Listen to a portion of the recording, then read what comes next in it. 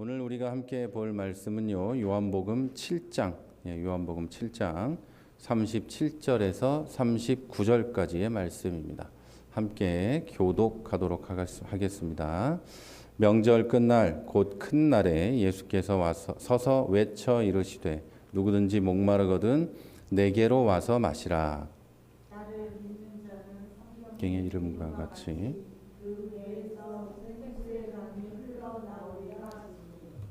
다 같이 보겠습니다. 이는 그를 믿는 자들이 받을 성령을 가리켜 말씀하신 것이라. 예수께서 아직 영광을 받지 않으셨으므로 성령이 아직 그들에게 계시지 아니하더라. 아멘.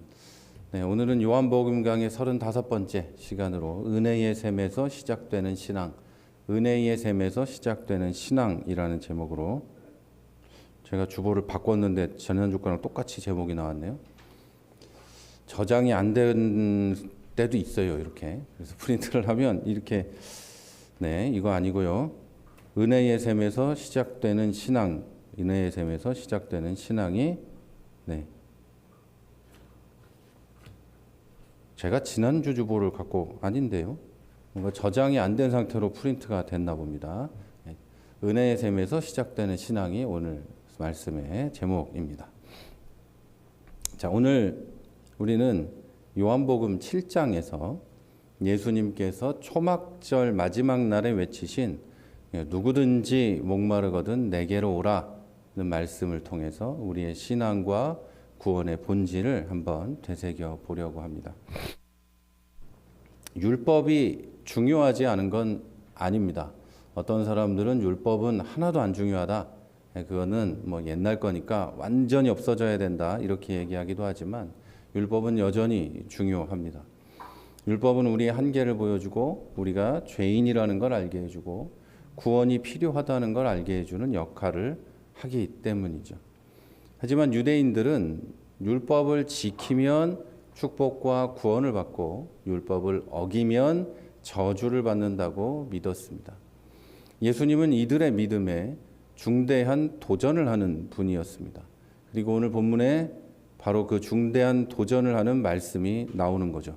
누구든지 목마르면 나에게 오라. 이 얘기를 하시는 거예요. 자, 예수님은 안식일에 사람을 살리시기도 하고 물건을 들고 걷게 하기도 하셨고 예수님의 제자들도 안식일에 이런저런 일들을 벌였습니다. 그래서 안식일 율법 그리고 오늘 본문 같으면 초막절의 대성회의 날에 그러니까 그날은 아무 일도 하면 안 되는데 예수님은 그날에 직접 뭔가를 하시고 나에게 오라 이렇게까지 말씀을 하셨기 때문에 사람들은 예수님에 대해서 여러 가지 생각을 하게 됩니다. 이 사람은 좋은 사람인가? 나쁜 사람인가? 갈릴리에서 무슨 좋은 게 나오겠니? 갈릴리에 무슨 메시아가 있겠니? 이런 이야기들을 서로 주고받게 되죠. 그런데 좋다고 말하는 사람은 대놓고 말하지 못했어요. 유대교 지도자들이 무서웠기 때문에 그런 말들을 하지 못했던 거죠. 자, 또 나아가 예수님은 자신이 하나님의 뜻을 행하러 왔다고 하십니다. 야, 너가 글자도 하나 모르는 게 어떻게 그런 놀라운 말들을 하니? 이렇게 물어보자 나는 하나님 말을 하는 거야. 하나님의 뜻을 전하러 왔고 나는 하나님의 뜻을 행동으로 옮기려고 왔어. 이런 말을 하시는 거죠. 그러니까 유대인들은 굉장히 당황스럽고 놀라게 됩니다. 이런 사람은 지금까지 본 적이 없거든요. 그래서 뒤에 가면 이제 그 경비병들, 성전을 지키는 경비병들 보고 잡아오라고 했어요. 유대교 지도자들이. 그런데 경비병들이 이렇게 말하죠. 못 잡았다 이렇게 말하면서 지금까지 이렇게 말하는 사람은 없었습니다. 이렇게 핑계를 댑니다. 잡아올 수가 없었어요. 이들은 사람들이 예수님을 잡아가면 자기들을 어떻게 할까 봐 못 잡은 것이고 사람들은 유대인들이 무서워서 예수님을 직접 칭송하지 못했어요. 그리고 또 초막절에서 가장 중요한 마지막 날 성경에 보면 이 초막절 마지막 날 제일 큰 날에 이렇게 돼 있는데 초막절 마지막 날은 이 가장 큰 성회가 있는 날입니다. 말하자면 모든 백성이 한 군데 모여서 하나님께 요즘으로 말하면 예배드리는 날이 그날인 것이죠. 그래서 그날에는 예수님이 오늘 본문처럼 누구든지 목마르거든 내게로 와서 마시라 큰 소리로 외친 겁니다. 나를 믿는 자는 그 배에서 생수의 강이 흘러나리라. 이렇게 크게 말씀을 하셨어요. 자, 이것은 율법이 아니라 예수님 자신이 구원을 준다고 선언하신 거죠. 예수님을 믿으면 생수의 강이 흘러 나오게 하신다는 말씀은 성령을 주시겠다는 약속이에요. 다시 말하면 예수님을 믿으면 너희가 성령을 받고 믿음을 갖게 되고 구원을 받게 된다. 그리고 성령의 안에서 샘 솟는 기쁨처럼 너희 안에 있게 된다. 이런 말씀을 하신 거예요. 성령을 받는 것도 행위가 아닌 믿음으로 주어진 하나님의 선물이거든요.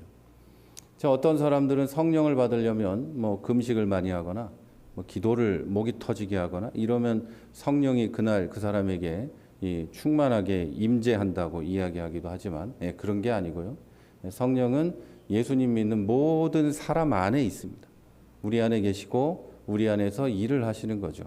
그래서 정상적인 이 공부를 한 목사님들은 다 이렇게 얘기합니다. 저만 얘기하는 게 아니고 다 이렇게 얘기해요. 성령 충만함의 증거는 내가 성령의 인도하심에 얼마나 따르는가에 달려있다. 이렇게 얘기를 하는 거죠.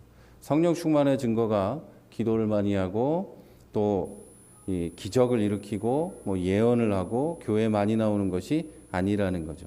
그러나 대부분 성령에 충만한 사람은 교회도 잘 나오고 기도도 많이 하고 성경을 많이 읽죠.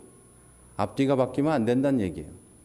그렇다고 성령에 충만한 건 아니지만 대부분의 성령에 충만한 사람은 그렇게 한다. 기독교인이 다 착한 건 아니고 그렇지만 기독교인은 대부분 착하다. 이런 식으로 이해를 하셔야 되는 거예요. 착하다고 기독교인인 건 아니지만 대부분의 기독교인은 선하게 산다. 이렇게 생각하셔야 돼요. 자, 여러분 구약의 절기들에는 각각의 의미가 있습니다. 그리고 구약의 절기들 유월절, 초막절, 무슨 절에는 다 각각의 의미가 있어요. 그런데 이런 절기들에는 공통적인 의미가 있는데 이스라엘 백성을 하나님께서 보호하시고 인도하신 것을 기억하고 감사하는 이 시간이 바로 절기예요. 유월절은 이 이스라엘 사람들이 이집트에 갇혀 있을 때, 노예 생활할 때 모세가 마지막 10번째 재앙이 하나님으로부터 올 때 이스라엘 사람들에게 유월, 패스오버라고 하죠. 유월은 그냥 그 재앙을 넘어가는 것을 말하는 거예요. 이제 피하고 넘어가는 거. 그 사람들의 집을 이 재앙이 하나님의 재앙이 지나가게 했던 것을 기념하면서 하나님께 감사하면서 지키는 절이 유월절이에요. 그리고 초막절은 광야에서의 40년 동안 받은 은혜를 기념하는 기간입니다. 그래서 광야에 40년 동안 살면서 밥을 굶지 않았고 신발이 해지지 않았고 옷이 해지지 않았던 하나님이 구름 기둥과 불 기둥으로 우리를 지켜주셨던 그 은혜를 감사하고 기념하는 날이 초막절입니다. 그래서 유대인들은 이 초막절이 되면 이 초막이 텐트예요, 텐트. 이 텐트를 성전에 그리고 예루살렘에다 다 치고 거기 와가지고 다 일주일 보냅니다. 그래서 초막절 기간은 8일이에요, 8일. 8일 동안 보내고 마지막 날은 대성회의 날은 8일째 되는 날인 거죠. 7일을 보내고 마지막 날에 이렇게 8일에 예배를 드리는 거예요. 하나님의 은혜가 이스라엘 절기의 본질인 겁니다. 이집트에서 우리를 구원해낸 거 하나님의 은혜죠. 이스라엘 사람들이 한 거라고는 그냥 가만히 있었던 거예요. 양 잡아먹고. 그죠? 아무것도 한 게 없어요. 대부분의 사람 그거를 굉장히 중요하게 여기는데 아무것도 아니죠. 있던 양 잡아가지고 문설주에 피 바르고 가만히 앉았더니 구원받았다. 이런 거예요. 자, 그리고 광야에서는요. 광야에서는 아무것도 할 게 없어요. 풀도 나지 않고 모래밖에 없고 광야에 돌밖에 없는 곳에서 이 사람들이 할 게 뭐 있어요? 텐트 치고 가만히 있는 거죠. 그동안 하나님이 아침 저녁으로 만나와 메추라기를 내려주셔서 먹여주시고 물도 주시고 옷도 주시고 신발도 주시고 다 주셨다. 밤에는 추위를 막기 위해 구름 기둥을 주시고 낮에는 더위를 막기 위해 반대네요. 밤에는 불 기둥을 주시고 낮에는 구름 기둥으로 광야의 뜨거움을 막아주셨다. 이스라엘 사람들이 한 게 뭐 있어요? 아무것도 없죠. 뭔가 하려고 하면 실패를 해요. 만나를 하루에 며칠씩을 욕심을 가지고 뭔가 해보려고 하면 만나가 썩어버리고 6월절일 주말에 이렇게 이 안식일 전날 이틀치를 주는데 만약에 3일치를 가져가면 다 썩어버리고 인간이 뭔가 하려고 하면 썩어버리는 일들이 계속해서 일어나요. 그러니까 우리가 생각해야 될 것은 이스라엘 사람들이 여기서 광야에서 한 것은 구원받으려고 한 것은 아무것도 없다. 그래서 절기의 본질이 바로 은혜인 거죠. 하지만 유대인들은 초막절이나 절기의 본질을 놓치고 형식에 치중했습니다. 형식에 치중하면 이렇게 함으로 내가 하나님의 은혜를 입을 수 있다. 구원을 받을 수 있다. 하나님이 우리에게 메시아를 보내주셔서 나를 구원할 거다. 이렇게 믿었다는 거예요. 기독교 신앙의 본질도 하나님의 은혜입니다. 우리는 율법을 지켜서 구원을 받거나 선한 행위로 구원받지 않습니다. 예수 그리스도를 통해서 주어진 하나님의 은혜로 구원을 받습니다. 자, 본문에서 예수님께서 내게로 오라, 누구든지 목마르거든 나에게로 오라 이렇게 말씀하시는 것도 우리의 행위가 만약에 온다라고 부르는, 온다는 예수님께 다가가는 우리의 행위가 아니라 예수님께서 생수를 부어주시는 그 은혜에 의지하라는 부탁과 권면의 말씀입니다. 안 오면 용서하지 않겠어. 이런 말이 아니고 나에게 오면 생수의 강이 흘러넘치게 해줄 테니 와라. 누구든지 와라. 이렇게 이야기를 하시는 거죠. 그런데 자꾸만 사람들이 여기에서 온다, 예수님께 간다, 예수님을 만나러 다가간다는 것에 집중을 하죠. 그렇지 않아요. 예수님이 부르셨기 때문에 우리가 예수님에게 올 수 있는 거예요. 선후 관계를 명확하게 하자는 거예요. 안 불렀는데 가가지고 나 왔어요 하면 아무 소용없다. 제가 맨 뒤에 말씀을 드릴 거예요. 아무 소용없어요. 제가 안 불렀는데 아랫집 아기가 와서 또는 아줌마 아저씨가 와서 문 열어달라 그러면 제가 열어주겠어요? 뭐 하려고 열어줘요? 내가 부른 적이 없는데, 초대한 적이 없는데.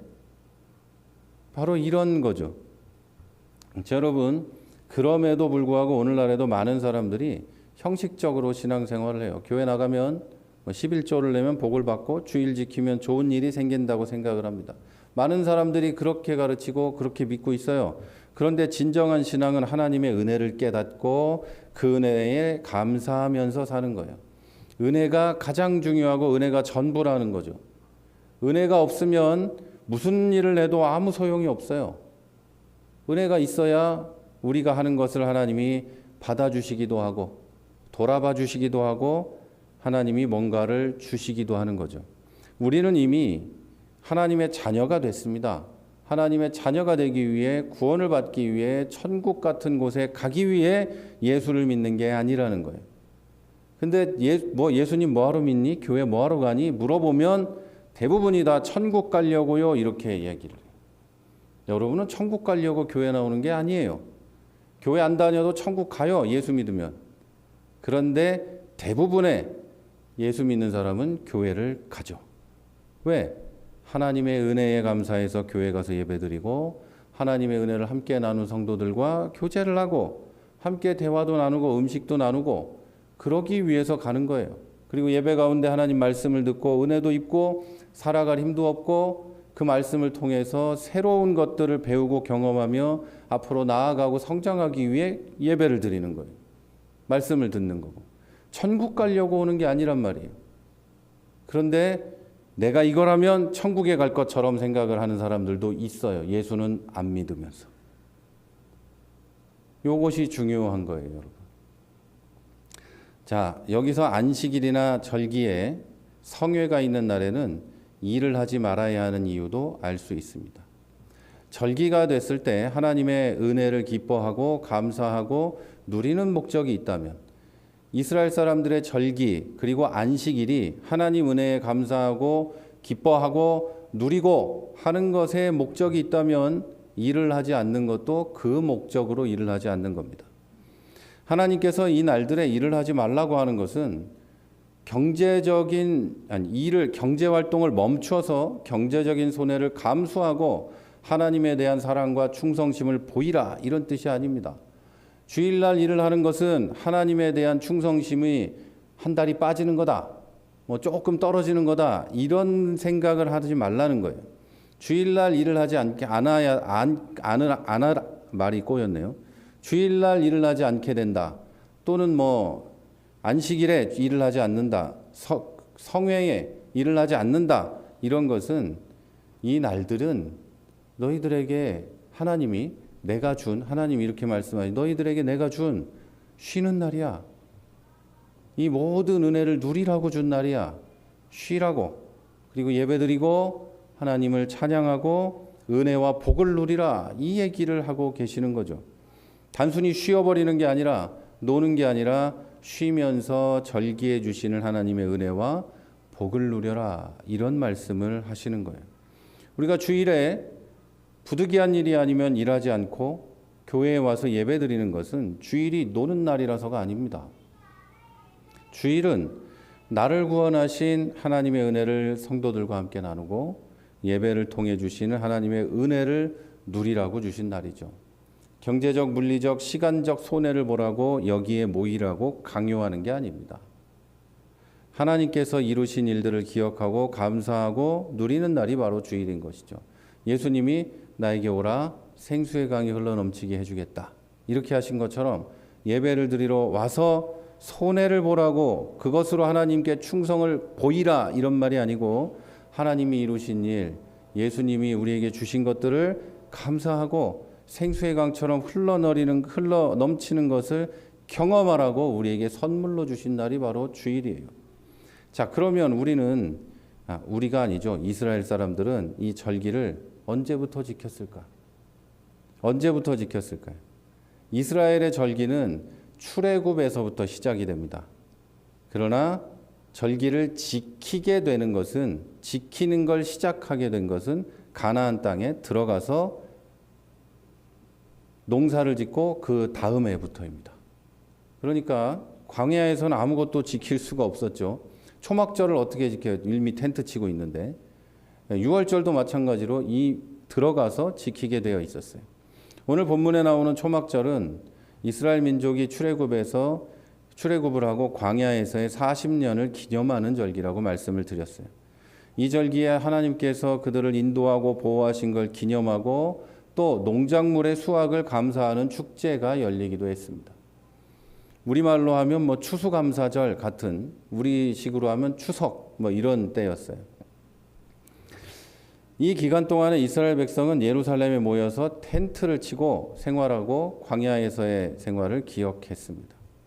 그리고 이 초막절은 그냥 텐트 치고 모여서 기뻐하고 놀자는 게 아니라 텐트를 치면서도 광야에서 우리를 보호해 주셨던 하나님의 임재와 그 보호를 기념하는 거예요. 그래서 텐트를 치고 그 안에 사는 건 하나님을 기억하고 경험하고 높이는 일이에요. 광야에서 40년 동안 아까 말씀드렸죠. 불기둥과 구름기둥으로 그들을 지키셨고 만나와 메추라기로 그들을 먹이셨죠. 이런 초막절의 마지막 날에 예수님은 누구든지 목마르면 내게로 와서 마셔라, 이렇게 말씀하셨죠. 자, 이것은 예수님이 생수의 근원임을 선포하신 거예요. 너희들이 초막절에 대해서 잘 알아서 이렇게 앉아서 기념하고 있고, 그리고 너희들이 이걸 함으로 율법을 지켜서 뭔가 하나님에게 얻을 거라고 생각하지만 그런 게 아니야. 이제부터 생수의 근원은 나고 은혜의 근원은 나고 구원의 근원은 나야. 이야기를 해주신 겁니다. 율법이 아닌 예수님을 통해서 구원을 받아야 한다는 말씀을 하신 것이죠. 예수님께서 가장 중요한 마지막 날에 하신 말씀이 유대인들에게 큰 논쟁거리가 된 이유는 그들이 절기의 의미를 예수님과는 정반대로 생각했기 때문이에요. 율법을 지켜야, 절기들을 빠지지 않고 지켜야, 때때마다 예루살렘에 올라가서 모여서 성회로 모이고 예배해야, 이 절기를 잘 지키고 그렇게 해야 복을 받는다고 믿었어요. 우리가 이렇게 하고 해야 메시아가 빨리 오시고 우리를 구원할 거라고 믿었어요. 그래서 유대교 지도자들이 예수님을 따른 사람들에게도 이 자들은 율법도 모르는 저주받은 사람들이다, 이렇게 말을 한 거예요. 초병들이 가서 이 예수님이 이런 말을 이렇게 말하는 사람은 처음입니다. 이렇게 얘기했다 그랬죠. 그랬더니 유대교 지도자들 바리새인들과 대제사장들이 이렇게 말하죠. 너희들도 그에게 미혹되었냐? 이렇게 말해요. 그러면서 저 백성들은 저 아무것도 모르는 율법도 모르는 저것들은 저주받은 것들이다. 이렇게 말해요. 이 말은 뭐냐면 그들이 율법을 모르기 때문에 저주를 받아서 예수 같은 자를 쫓는 거다. 이런 말을 한 거예요. 우리는 율법을 알아서 완전하게 이 초막절을 잘 지키고 저런 것에 미혹되지 않지만 저 백성들은 아무것도 몰라서 무식하고 정말 저주받은 인간들이 저렇게 될 수밖에 없다. 이런 말을 하고 있는 거예요. 현대 기독교인들도 이런 식으로 많이 생각을 합니다. 뭔가 하지 않으면 안 되고 뭔가 애쓰지 않으면 안 되고 그러면 아무것도 안 하면 저주를 받는다고 생각을 하는 거예요. 그러나 여러분, 우리가 기독교인이 되는 것, 하나님의 자녀가 되는 것은 교리를 잘 알고 주일 예배를 드리고 헌금을 낸다고 되는 게 아닙니다. 그게 아니라 하나님께서 예수님을 보내셔서 우리의 죄값을 치르게 하시는 그 은혜를 주셔서 하나님의 자녀가 되고 기독교인이 되는 것이죠.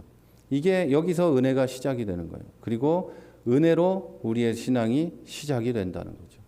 뭔가 해야 내가 천국에 갈 자격이 주어지고 하나님의 자녀가 될 자격이 주어지는 게 아닙니다.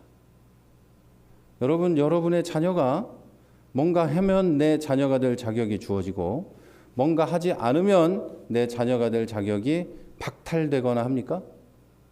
저주를 퍼부으면서 너는 더 이상 내 자식이 아니오. 공부를 못하거나 밥을 많이 먹거나 돈을 벌어오지 않거나 아침마다 일어나서 안녕히 주무셨어요. 절하지 않으면 너는 더 이상 내 자식이 아니오. 이런 사람이 있을까요? 없을 100%라고는 제가 말을 못하겠어요. 가끔 하나씩 있으니까 TV에 뉴스에 나오니까. 그러나 없어요. 보통 사람은 그러지 않아요. 그래서 하나님은 우리가 이해할 수 있는 말로 명확하게 써놓으신 거예요. 너희는 내 자녀다. 이제 나의 아들과 딸이다. 이렇게 얘기하신 거죠. 그리고 그것은 무엇으로부터 시작된다고요? 하나님의 은혜로부터 시작이 되는 거예요.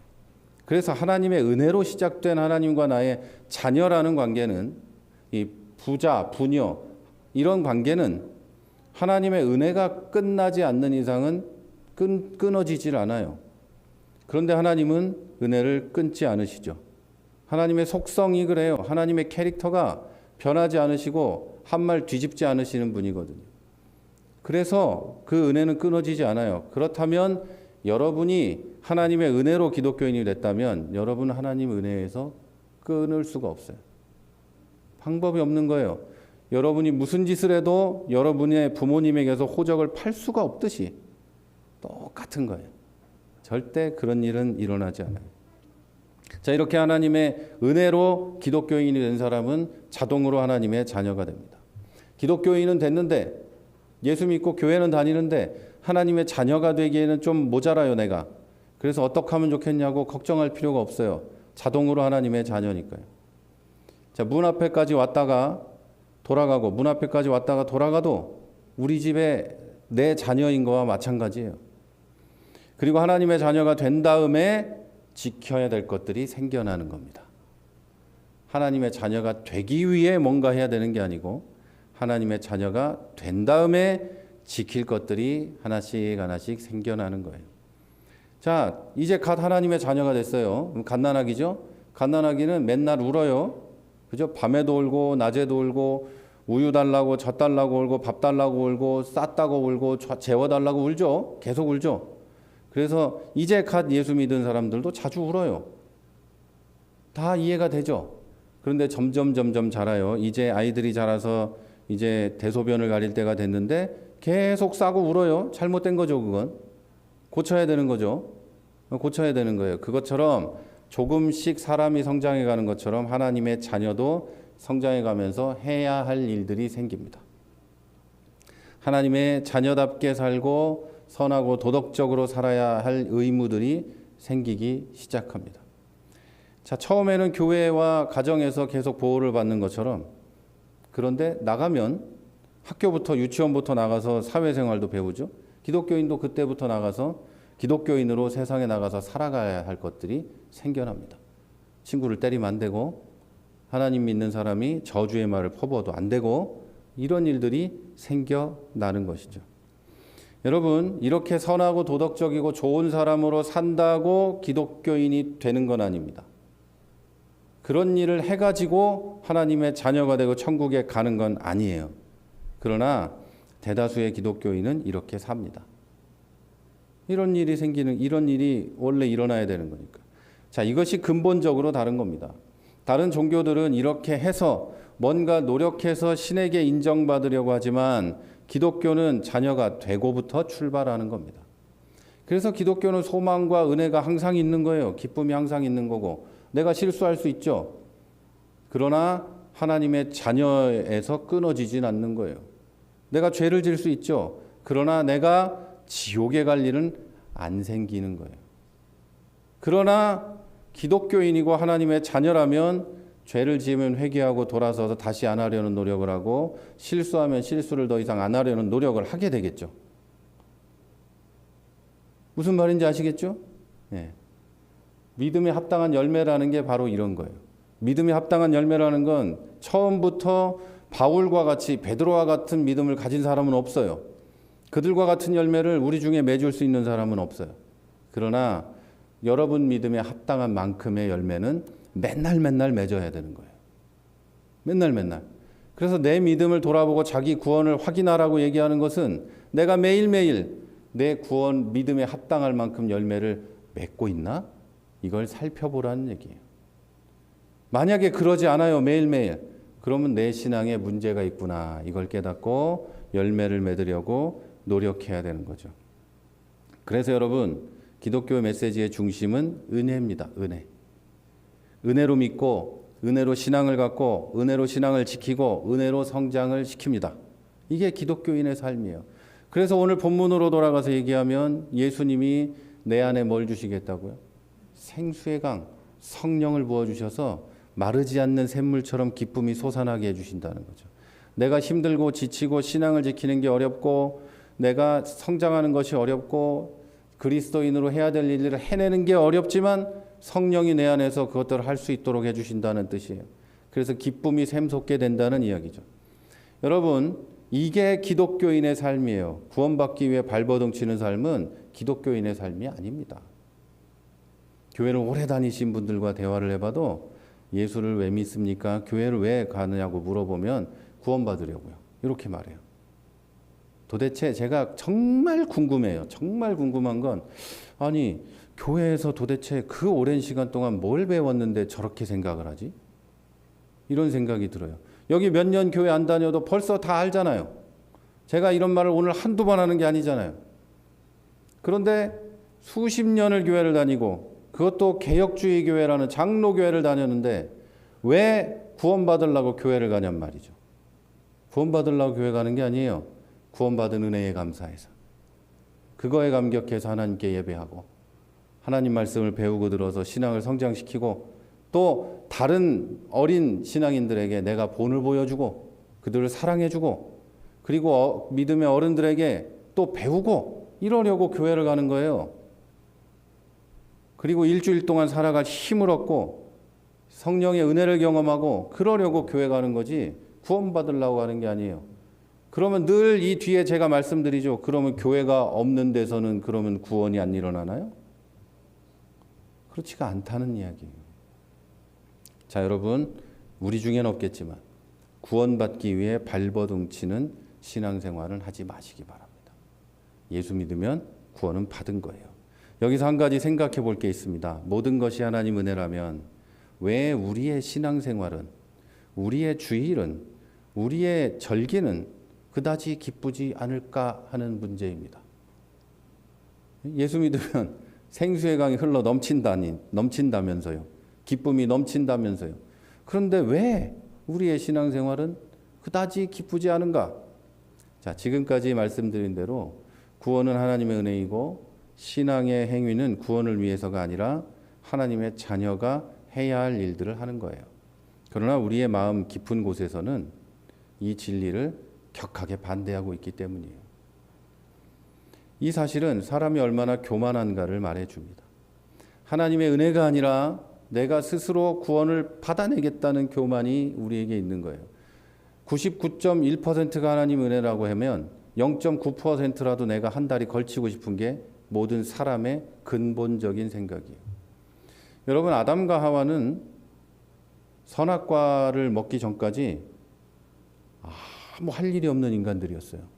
맞죠? 뭐 할 일이 있어요? 그렇지 않아요? 그 사람들이 우리의 조상 아담과 하와가 선악과만 안 먹었으면 우리는 지금 여기서 이러고 있을 이유가 없다니까요. 무위도식하며 하나님이 만들어 놓으신 이 온 우주를 즐기며 그냥 다스리며 살면 되는 거예요. 하나님은 그러라고 하셨잖아요. 그런데 아담과 하와는 어떤 생각을 했어요? 내가 하나님처럼 돼야지.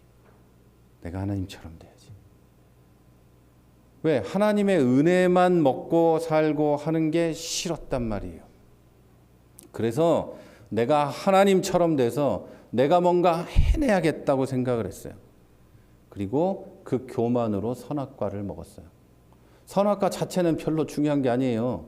하나님이 먹지 말라고 하고 하지 말란 짓을 한 게 중요한 거지. 하나님이 그러면 선악과 말고 예를 들면 저기 키위가 열리는데 저 먹으면 큰일 나. 이렇게 얘기했으면 그게 선악과 같은 역할을 하겠죠. 자, 여러분, 사람은 선악과를 먹은 것이 중요하긴 하지만 선악과 자체보다 하나님의 말씀을 거절하고 내가 하나님처럼 되려고 한 데에 이 죄가 있는 거죠. 바벨탑을 쌓아서 언어가 갈라지고 온 세상의 사람이 흩어졌죠. 그것도 마찬가지예요. 하나님처럼 되려고 쌓았기 때문이에요. 우리가 하늘 꼭대기까지 닿아서 하나님이 신이 우리를 간섭하지 못하게 하자. 우리 마음대로 하자. 우리가 도전하자 해서 바벨탑을 쌓았죠. 그런데 지금 그들의 그 지구라트라고 하는 바벨탑이 뭐 그다지 높지도 않아요. 그냥 지들 생각에 열심히 쌓은 거지. 자, 여러분, 여기서 우리의 신앙의 고통이 시작이 됩니다. 왜 우리 신앙생활이 괴로운가? 왜 우리의 주일과 우리의 절기들이 괴로운가? 은혜로 신앙이 시작되지만 교만에서 신앙의 고통이 시작되기 때문이에요. 은혜로 우리의 신앙과 믿음과 우리의 신앙생활 구원이 시작됐는데 교만해가지고 우리의 신앙생활에 고통이 시작돼 버린다는 거예요. 이 문제가 마태복음 7장 21절부터 예수님이 하는 얘기에 등장합니다. 예수님이 이렇게 말씀하세요. 나더러 주여 주여 하는 자마다 천국에 들어갈 것이 아니요 다만 하늘에 계신 내 아버지의 뜻대로 행하는 자라야 들어가리라. 이렇게 얘기하시죠. 그리고 뒤이어서 이렇게 얘기하십니다. 그날의 마지막 날이죠. 그날에 많은 사람이 주여 주여 우리가 주의 이름으로 선지자 노릇하고 귀신을 쫓아내며 많은 권능을 행했습니다 하리니 내가 분명하게 말할 것이다. 내가 너희를 도무지 모른다. 불법을 행하는 자들아 물러가라. 이렇게 얘기한다고 하셨어요. 자, 이 말씀은 예수님은 누군지 모르는데 자기만 안다고 우기는 사람들이 있다는 얘기입니다. 참된 신앙은 그리스도인으로 보여야 하는 행위 때문에 시작되는 게 아니라 나를 부르시는 예수님과의 만남으로 시작됩니다. 또한 예수님의 말씀에 따라가면서 우리의 신앙이 진행되고 성장합니다. 따라서 예수님과 아무 관계가 없는 행위는 불법입니다. 그래서 예수님은 나에게서 떠나라 이렇게 말하죠. 하늘에서 불이 내리게 하고 엄청난 교회 건물을 짓고 기적을 일으켜도 예수님 말씀대로 즉 하나님의 뜻대로 한 것이 아니면 불법입니다. 참된 믿음은 말씀에 순종하는 삶으로 나타나고 이는 성령의 역사와 하나님의 은혜로만 할 수 있습니다. 내 능력과 의지로는 못해요. 자, 인격적인 관계가 없고 형식만 있는 행위는 의미도 없을 뿐 아니라 비가 오고 홍수가 나면 떠내려가는 모래 위에 지은 집과 같습니다. 자, 여기 예수님이 조금 전에 말씀드린 이 말씀을 하시고 나는 그들을 도무지 모른다는 말씀을 한 다음에 뭐라고 얘기하시냐면 집 짓는 비유를 하시는 거예요. 바위 위에 집을 지은 사람, 모래 위에 집을 지은 사람의 비유가 있어요. 근데 이 비유를 많은 사람들이 좀 잘못 이해해요. 이 집 짓는 비유는 아기돼지 삼형제의 비유가 아니에요. 제가 밑에 써놨나? 그럼 밑에 가서 해야 되는데요.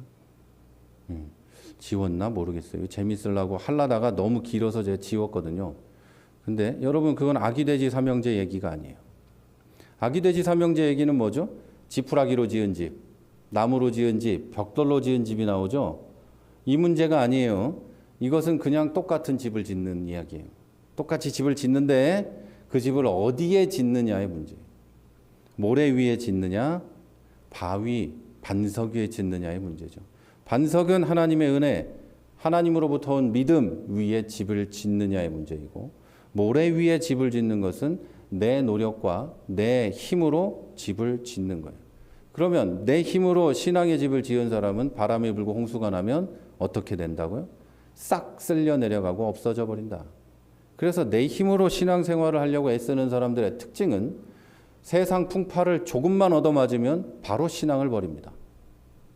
그런데 나는 아무것도 못해요, 하나님 은혜만 필요해요, 맨날 그렇게 기도하면서 신앙생활을 하는 사람은 세상 풍파를 맞아도 똑같이 기도하고 앉아 있습니다. 나는 아무것도 못해요, 하나님만 할 수 있어요. 완전히 다른 얘기예요. 이게 집을 짓는 것에 대한 예수님의 비유입니다.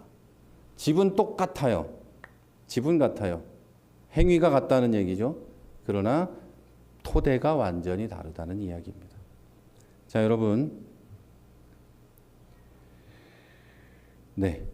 그럼에도 불구하고 우리는 하나님이 아닌 내가 문제를 해결하려고요. 내 신앙의 문제도 내가 해결하려고 하고, 내 정신의 문제, 삶의 문제도 다 내 맘대로 해결하려고 해요. 성경을 읽어도 기도를 해도 항상 내가 지금부터라도 뭔가 해서 하나님 은혜를 받겠다는 결단을 하고 일을 열심히 해서 천국 가는 계단을 한 칸 더 쌓으려고 합니다. 성경 읽기를 하면 성경 읽고 결단을 맨날 해요. 나 이렇게 해야겠다 기도를 해요. 거기에 핵심이 뭐냐? 내가 뭔가 해서 하나님 은혜를 입어야겠다. 하나님 은혜에 보답해야겠다. 핵심이에요. 그런데 여러분, 그게 아니죠. 내가 이렇게 할 수 있도록 하나님 은혜를 주세요. 성령을 주세요. 나에게 능력을 주세요. 이게 핵심이어야죠. 하나님의 은혜가 신앙생활에도 핵심이어야 된다는 이야기입니다. 그래서 잘못되면 주일에 한번 예배를 드렸고 헌금을 하면서 주님 오늘은 그래도 예배 드리고 나 헌금도 냈어요. 괜찮지 않아요? 이렇게 생각을 하는 거죠. 이것이 우리를 괴롭게 하고 시험에 들게 합니다. 그런 생각을 하는 사람은 주일에 한번 빠져요. 부득이하게 주님 오늘은 예배도 못 드리고 헌금도 못 했어요. 괴로워 죽겠어요. 이러는 거죠. 예배 빠지라고 권장하는 게 아니고요. 네? 권하는 게 아니고 그럴 수도 있다. 부득이하면 그럴 수 있죠. 네? 그럴 수 있죠. 그런데 그것 때문에 너무 괴로워하지 말라는 거예요. 기독교 신앙은 내가 죽고 나의 성질도 죽을 뿐 아니라 나의 모든 것이 죽고 내 안에 그리스도께서 사시는 거예요. 이게 전적인 순종의 삶을 말하는 것이고 전적인 항복을 말하는 겁니다. 나는 신앙생활도 내 힘으로 못해요. 내가 천국에 갈 능력도 없어요. 피나는 노력을 해도 아무것도 가질 수 없고 평안도 기쁨도 없어요. 하나님, 이런 괴로운 삶을 버리고 하나님 은혜에 항복하겠습니다. 이게 기독교 신앙입니다. 여기부터 우리의 신앙생활이 편안해지기 시작하는 거예요. 저는 여러분이 오늘 다 이렇게 되시기를 바랍니다. 본문에서 예수님은 누구든지 목마르면 내게로 와서 마시라. 나를 믿는 자는 성경의 이름과 같이 그 배에서 생수의 강이 흘러나오리라. 이렇게 선언하고 초청하십니다. 하나님의 은혜와 구원을 얻기 위해 율법과 같은 것을 지키려고 애쓰지 말고 어디로 나오라고 하시죠? 바로 예수님께 나오라고 하시죠. 이것이 우리가 다른 종류의 신앙과 근본부터 다른 이유예요. 내가 뭔가 해서 신을 기쁘게 하고 그 대가로 복을 받는 게 아니에요. 치성을 들여서 산신의 어떤 복을 받는 그런 식의 신앙이 아니라는 거예요. 사람은 못하니까 예수님께서 다 전부 대신해 주셨다는 게 바로 기독교예요. 우리 신앙은 그거예요. 그러나 중요한 것은 예수님께서 내게로 오라고 하시는 말씀은 율법적인 선포가 아니라는 거예요. 오지 않으면 아무것도 없어, 국물도 없어, 저주해 줄 거야, 이 말이 아니라 이미 내가 십자가로 이룬 구원에 들어오고 동참해서 그 구원과 기쁨을 누리라, 이런 이야기예요. 마치 6월절과 광야 40년 동안 주신 은혜에 동참하고 감사하고 기뻐하는 날이 초막절인 것처럼 예수님의 구원에 감사하고 기뻐하라는 말이에요. 우리가 할 일은 예수님께 가서 믿어요 하면 된다는 이야기예요. 그 믿음이 없어서 예수님께 못 가는 거예요. 자, 여러분, 이 말은 구원과 성도의 기쁨과 삶에서 누리는 은혜가 내가 아닌 하나님으로부터 온 거라고 바꿔 말할 수 있습니다. 성도는 노력을 통해서 하나님의 자녀가 되지 않습니다. 오직 하나님의 은혜로 하나님의 자녀가 됩니다. 이렇게 은혜로 자녀가 된 사람들이 바로 여러분이에요. 여러분은 어떻게 내가 그걸 알 수 있을까요? 어떻게 그걸 증명할까요? 질문할 수 있겠지만 여러분이 여기 와서 앉아 있는 게 바로 그 증거예요. 그리고 온라인으로 예배 드리시는 분은 여러분이 그 상황에서도 앉아서 듣고 계신다는 게 그 증거예요. 증거는 멀리서 찾을 필요가 없어요. 그래서 여러분에게는 하나님의 자녀로 자라가고 살아가고 성장해 갈 의무만 남아 있어요. 천국에 가기 위해 하나님의 자녀가 되기 위해 몸부림치고 그 자리를 지켜내려고 노력하고 애써야 될 사람들이 아닙니다. 우리가 무슨 재벌 3세라서 뭐 경영권 투쟁해요? 그런 게 아니고 자동으로 돼 있다니까요. 제가 계속 이걸 강조하는 이유는 10여 년을 말해도 안 믿던 사람들이 있었기 때문이에요. 안 믿는다니까요. 결정적인 순간엔 그래도 내가 뭘 해야 되지 않나요? 이렇게 물어본다니까요. 그래서 여러분의 귀에 못이 박히도록 얘기하는 겁니다. 정말로 하나님 은혜입니다. 이것을 알고 신앙생활하는 사람과 모르는 사람은 동에서 서가 멀듯이 평행선이 서로 만날 수 없듯이 큰 차이가 있습니다. 몰라도 예수님 믿으면 구원받아요. 모든 것이 하나님 은혜구나. 난 하나님께 맡기며 은혜로 살아야 되겠구나. 이런 생각하지 않아도 예수님 믿으면 구원받습니다. 그러나 이 모든 은혜를 누릴 다시 말씀드릴게요. 구원은 받아요. 그리고 제가 지금 말씀드린 이 모든 은혜는 누릴 수 있는 사람이지만 몰라서 누리지 못하고 늘 싸우며 살게 돼요. 구원받으려는 투쟁과 싸움을 하며 산다니까요. 구원을 위해 싸우고 천국을 위해 싸우고 은혜 하나 받기 위해 목숨을 걸어요. 마땅히 받을 복을 누리지 못하고 감사도 하지 못하고 기뻐하지 못하는 삶을 살아요. 그런데 은혜라는 이 핵심을 아는 사람은 구원받기 위해 목숨을 걸지 않아요. 오히려 구원받은 하나님의 자녀로 살기 위해 생명을 걸고 살아가죠. 천국을 위해 노력하지 않아요. 오히려 천국에 가지 못하는 사람들을 위해 사랑하며 애쓰며 살아요. 은혜 하나 받기 위해 기도하고 생명을 걸고 금식하고 그러지 않아요. 은혜를 못 받는 사람들을 위해 생명을 걸고 기도하죠. 이게 완전히 다른 거예요. 이거는 해보지 않은 사람은 모르는 거예요. 매일매일 나 은혜 받겠다고 기도하는 사람은 이걸 모른다니까요. 이 기쁨과 이 놀라운 것을 알지를 못해요. 마땅히 받을 복을 누리지 못하고 살아가는 거죠. 여러분의 자녀가 나에게서 받을 은혜와 복을 누리지 않으려고 애쓰며 뭔가 저녁밥만 얻어먹으려고 해도 뭔가 하려고 애쓴다면 여러분의 가슴도 아플 거예요. 하나님의 가슴도 여러분을 보고 찢어지고 미어지게 아픈 거예요. 도대체 너는 왜 그러니? 성령님은 그래서 말할 수 없는 탄식으로 기도까지 하시는 거예요. 사랑하는 여러분 오늘 예배 드립니다. 왜 그럴까요? 여러분이 구원을 받았고 하나님의 자녀이기 때문에 여기 있는 거예요. 믿어지지 않는다면 여러분이 하나님 편인지 마귀 편인지를 한번 돌아보십시오. 하나님의 마음이 여러분에게 좋은지 사람의 마음이 여러분에게 좋은지 한번 생각하고 판단해 보세요. 나는 아무리 생각해도 내 삶은 하나님의 자녀인 것 같지 않아. 그런데 생각은 해보니까 하나님 편인 건 같아. 여러분이 하나님 믿는 거예요. 여러분의 삶이 윤리적, 도덕적, 만족스럽지 않을지도 몰라요. 저는 그걸 보라는 게 아니라 하나님 편인지 하나님의 말씀대로 살고 싶은지 이걸 보시라는 거예요. 성도가 도덕적으로 완벽하면 참 좋습니다. 정말 좋은 거예요. 그러나 아닌 경우에도 하나님 뜻에 순종하려고 애쓰며 살고 있으면 하나님의 자녀입니다. 여러분은 부모님께 다 순종합니까? 말대답 안 해요?